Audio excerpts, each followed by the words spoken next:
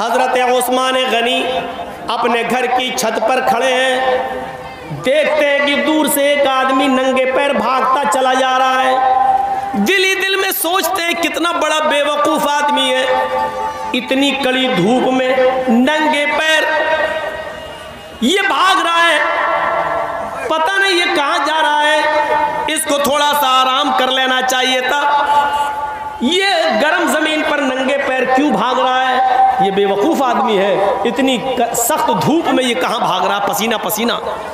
जब हजरत उमर करीब से गुजरे तो उस्मान गनी पहचान गए कि ये तो हजरत उमर है। कहने लगे अमीरुल मोमिनीन, इतनी कड़ी धूप में आप कहां भाग रहे हैं, कहां जा रहे हैं? फरमाया है उस्मान, बैतुल माल का एक ऊँट गायब हो गया है, वो आगे आगे भाग रहा है, मुझे उस ऊँट को पकड़ के बैतुल माल में जमा करना है। अगर आज वो गायब हो गया तो कयामत के दिन मैं अल्लाह को क्या जवाब दूंगा? हजरत उस्मान ने कहा इधर आओ, हमारे घर में हमारे बहुत से नौकर हैं, बहुत से गुलाम हैं, मैं इनको भेज देता हूँ, ये ऊँट पकड़ कर आपके बैतुल माल में जमा कर देंगे। आप आइए और पानी पीजिए, नंगे पैर हैं आप। हजरत उमर ने जो जवाब दिया, मदरसे के जिम्मेदारों सुनो, जलसे के जिम्मेदारों सुनो, तुम्हें भी एक एक पैसे का हिसाब देना है, मदरसे का, जलसे का एक एक रुपए का हिसाब तुम्हें भी देना है। अगर कोई मांगे तो मना नहीं करना चाहिए। हजरत उस्मान गनी ने जब कहा आओ ठंडा पानी पी लो, बैठो, मैं अपने गुलामों को भेज देता हूँ, वो ऊँट पकड़ के तुम्हारे बैतुल माल में जमा कर देंगे। हजरत उमर जवाब देते हैं, उस्मान तेरा पानी तुझे मुबारक हो, तेरे घर की छत की का साया तुझे मुबारक हो। अमीरुल मोमिनीन मैं हूं, तुम नहीं। अगर ऊँट गायब हो गया तो कयामत के दिन सवाल मुझसे होगा, तुमसे नहीं, क्योंकि जिम्मेदार मैं हूं, तुम नहीं। ये कहकर वो आगे बढ़े और उस ऊँट को जब तक पकड़ नहीं लिया और बैतुल माल में जमा नहीं कर दिया, तब तक उनको नींद नहीं आई।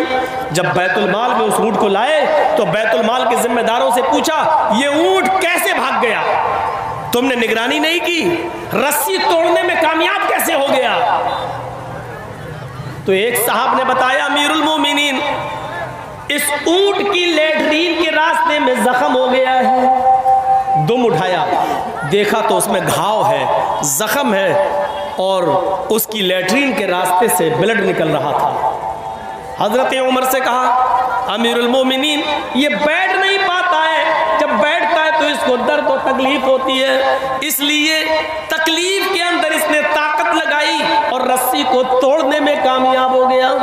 हजरत उमर ने कहा, इस ऊँट की लेटरीन के रास्ते में इतना बड़ा जख्म है, ये ऊँट इतना जख्मी हो गया है और अभी तक उसका कोई ख्याल नहीं रखा गया है। हम अमीरुल मोमिनीन लोगों के भी के ही नहीं है, जानवरों पर भी रहम करना हमारे नबी जनाब मोहम्मद रसूलुल्लाह ने हमें बताया है। फिर उन्होंने हकीमों से पूछा कि कौन सी जड़ी बूटी जंगल से लाई जाए और उसको पीस कर लगाया जाए। हकीमों ने बताया, हजरत उमर अकेले जंगल में जाते हैं, उस जड़ी बूटी को, उस पत्ते को तोड़ के लाते हैं, फिर अपने हाथों से पीसते हैं, उसका मरहम बनाते हैं, फिर अपने हाथ से ऊँट की दुम उठाते हैं और उस दुम लेटरीन के जख्म के रास्ते पर अपने हाथ से उस जख्म को पर मरहम लगाते हैं, वो जड़ी बूटी लगाते हैं। कहते हैं, अल्लाह मेरा जो काम था वो मैंने कर लिया, शिफा देना तेरा काम है। अय अल्लाह मैं अपनी जिम्मेदारी से आज़ाद हो गया, अय अल्लाह अब इसको शिफा देना न देना ये तेरा काम है, जानवरों पर रहम करना ये मेरी जिम्मेदारी है, मैंने अपनी जिम्मेदारी निभा ली है, जो हो सकता है वो मैंने किया है। अय अल्लाह इस ऊँट को जल्दी से शिफा दे दे। इस वाक़े से पता चलता है कि जिम्मेदारी क्या चीज़ होती है। जिम्मेदारी, हर आदमी को अपनी जिम्मेदारी पूरी तरीके से निभानी चाहिए। हर आदमी को अपनी जिम्मेदारी पूरी तरीके से अदा करना चाहिए। वक्त की पाबंदी बहुत ज़रूरी है। शुक्र अदा करो अल्लाह ताला का कि उसने हमें और आपको इस्लाम दिया है। लोग तड़प रहे हैं आज इस्लाम के लिए, वो इस्लाम जो आपका ही नहीं है। शरा लकुम मिनद्दीनि मा वस्सा बिही नूहन वल्लज़ी औहयना इलैक वमा वस्सैना बिही इब्राहीम व मूसा व ईसा नक़ीमुद्दीन।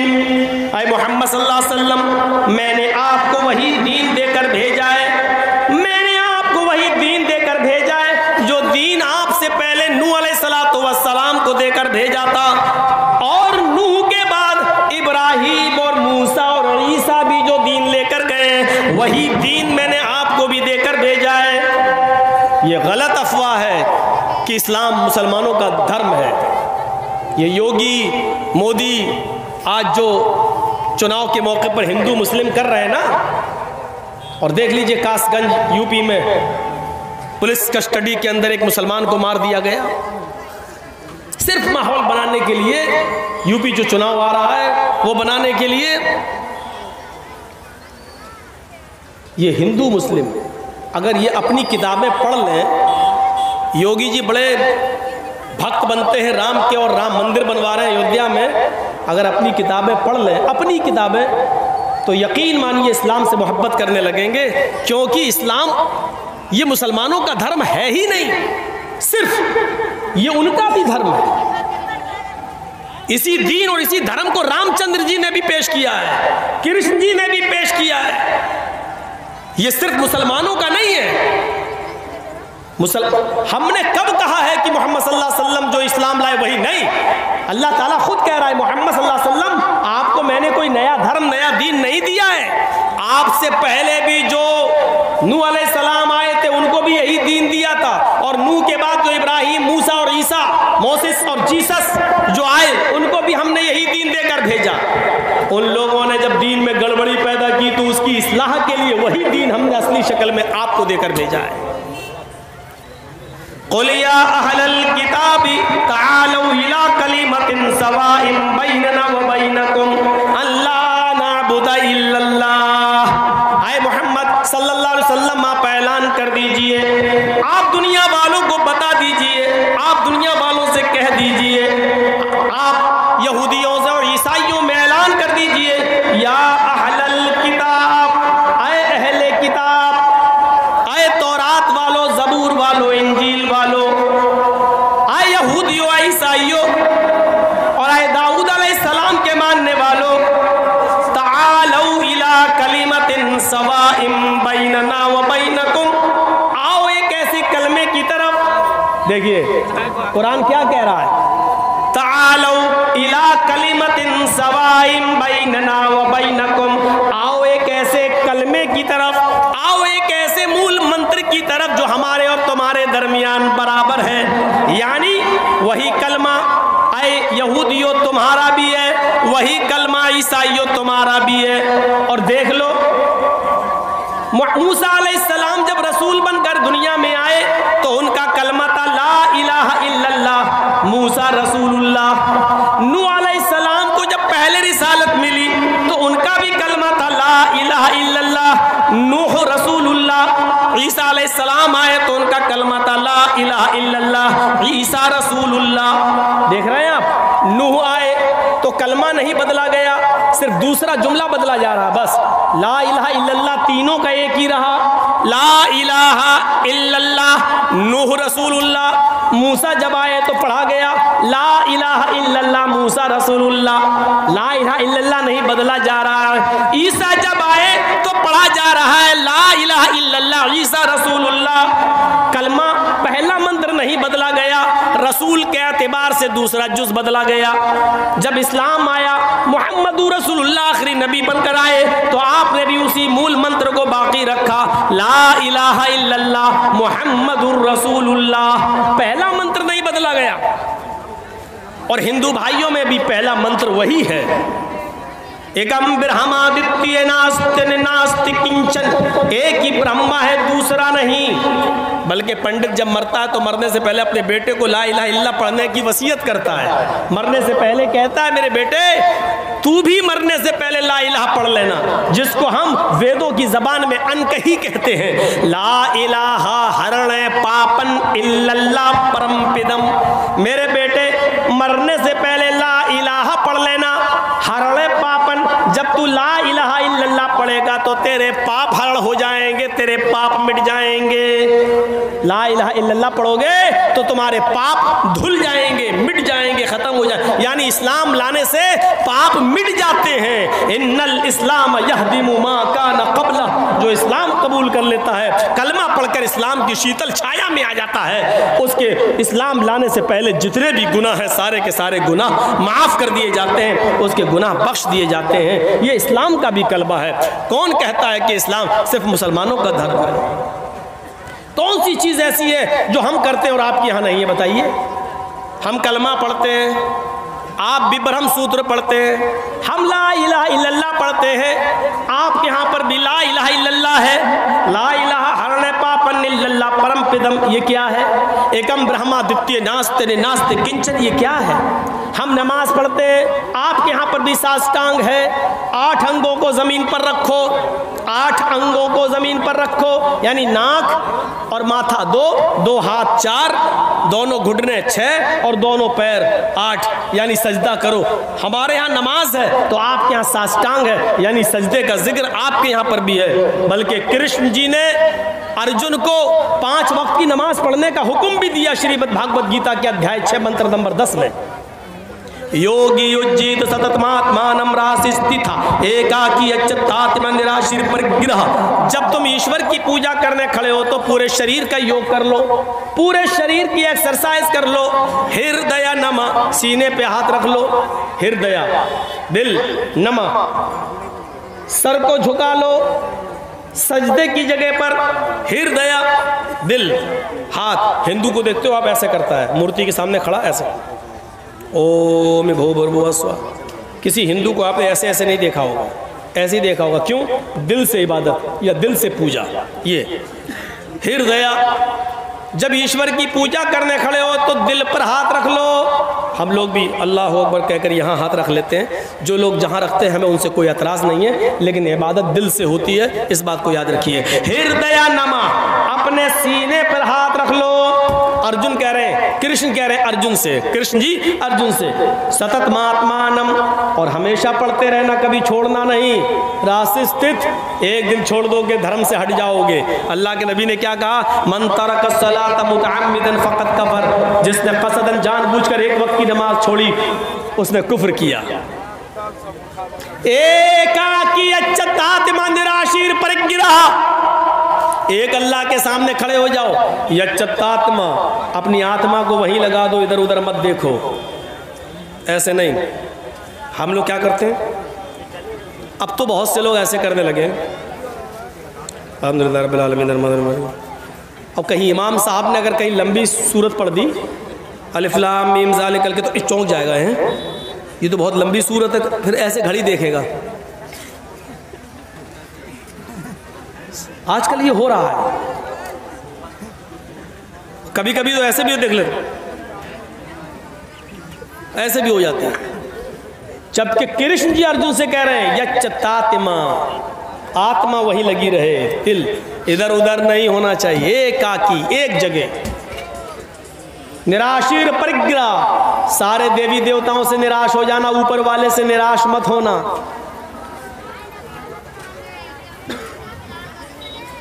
महीदेवस्य सवितु परिष्टुति वसुर्दयमाना नय सुपथराय अस्मान, और उसमें ये मंत्र पढ़ना, महीदेवस्य सवितु परिष्टुति, मही मनी महान है हमारा देवता, देवस्य हमारा देवता, महीदेवस महान है हमारा देवता, सवितु जिसके लिए सारी की सारी परिष्टुति तारीफ प्रशंसा है, महान है हमारा वो देवता जिसके लिए सारी की सारी प्रशंसा, सारी की सारी तारीफ है। हम लोग क्या पढ़ते हैं? अल्हम्दुलिल्लाहि रब्बिल आलमीन, तमाम तारीफें उस अल्लाह के लिए हैं जो दोनों जहान का रब है।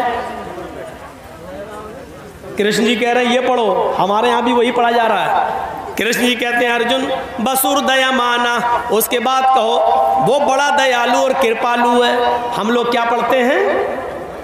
अर्रहमान अर्रहीम, वो बड़ा ही मेहरबान इंतहाई रहम करने वाला है। कृष्ण जी कहते हैं पढ़ो नए सुपथ राय आसमान, सुंदर पथ मानी रास्ता, राय मानी चलाना, आसमान हमारे फायदे के लिए। हाय प्रभु हमको हमारे लाभ, हमारे फायदे के लिए सुपथा सुंदर रास्ते पर चला, हमको हमारे लाभ के लिए, फायदे के लिए अच्छे रास्ते पे चला। हम और आप क्या पढ़ते हैं? इहदिना सिरातल मुस्तकीम, ऐ अल्लाह हमको सिराते मुस्तकीम पर, सीधे रास्ते पर चला। कृष्ण जी के जो कह रहे हैं वही हमारे नबी ने भी कहा है। इसीलिए मैं कहता हूं कि हिंदू मुस्लिम की राजनीति करने वाले अगर अपनी किताबें पढ़ लें तो कभी इस्लाम से नफरत नहीं करेंगे, मुसलमानों से नफरत नहीं करेंगे। उनके बस में नहीं है नफरत करना, अगर वो किताबें पढ़ लें। जैसे हम इस्लाम पढ़ने के बाद और हिंदू धर्म की किताबें पढ़ने के बाद किसी हिंदू से नफरत नहीं कर सकते, क्योंकि हमारा कुरान कहता है एक मनुष्य को, एक नफ्स को अगर किसी ने कत्ल कर दिया तो वो पूरी दुनिया का कातिल है। मन कतल नफ्सन बिगैरि नफ्सिन औ फसादिन फकअन्नमा कतलन नास जमिया, जिसने दुनिया में किसी एक मनुष्य को, चाहे वो हिंदू हो या मुसलमान, सिख हो या ईसाई, किसी भी धर्म का, किसी भी जाति का, किसी भी मजहब का मानने वाला हो, अगर आपने किसी को कत्ल कर दिया तो एक इंसान को कत्ल नहीं किया, पूरी दुनिया की इंसानियत को कत्ल कर दिया, पूरे विश्व की इंसानियत को मार डाला, पूरे मानवता का, पूरी इंसानियत के आप कातिल हैं, एक को नहीं मारा है आपने। कुरान सारी दुनिया के इंसानों को एक परिवार से देखता है, एक खानदान से तशबीह देता है। या अय्युहन्नास इन्ना खलकनाकुम मिन ज़करिन व उन्सा व जअलनाकुम शुऊबन व क़बाइल लितअरफू, हाय सारी दुनिया के इंसानों तुम आपस में भाई भाई हो, इसलिए कि तुम्हारा बाप एक है, तुम्हारी माँ एक है, तुम एक बाप आदम से और एक माँ हव्वा से पैदा किए गए हो। जब तुम्हारा बाप एक, तुम्हारी माँ एक, तो तुम सब आपस में भाई भाई हो, खानदान तुम्हारा एक है, तुम एक परिवार की तरह हो, तुम एक खानदान की ब्रांच, एक पेड़ की शाखाएं हो। दीजिए, कुरान हम सबको एक खानदान से, एक परिवार से जोड़ रहा है और कह रहा है कि तुम सब आपस में एक दूसरे के भाई हो, तुम सब आपस में एक दूसरे, एक ही माँ और एक ही बाप के बेटे हो। इतनी बड़ी इंसानियत का सबक मेरे भाइयों दुनिया के किसी मजहब के अंदर नहीं मिलेगा। हाँ, लेकिन कुरान और हदीस के कानून को हमें फॉलो करना है, इसलिए इंसानियत जहां निभाना पड़े वहां रिकॉर्ड तोड़ देना, लेकिन मजहब के साथ समझौते मत करना। अल्लाह के रसूल ने यहूदियों की मदद की, अल्लाह के नबी ने ईसाइयों की मदद की, अल्लाह के नबी ने मजूसियों की मदद की, लेकिन धर्म से समझौता नहीं किया। अगर किसी हिंदू भाई को ब्लड की जरूरत है और ब्लड नहीं मिल रहा है और उसका ग्रुप आपके ब्लड ग्रुप से मैच खा रहा है और आपके एक बोतल ब्लड देने से उसकी जान बच रही है, तो इस्लाम ये कहता है कि उस वक्त आप रोजा तोड़ दो।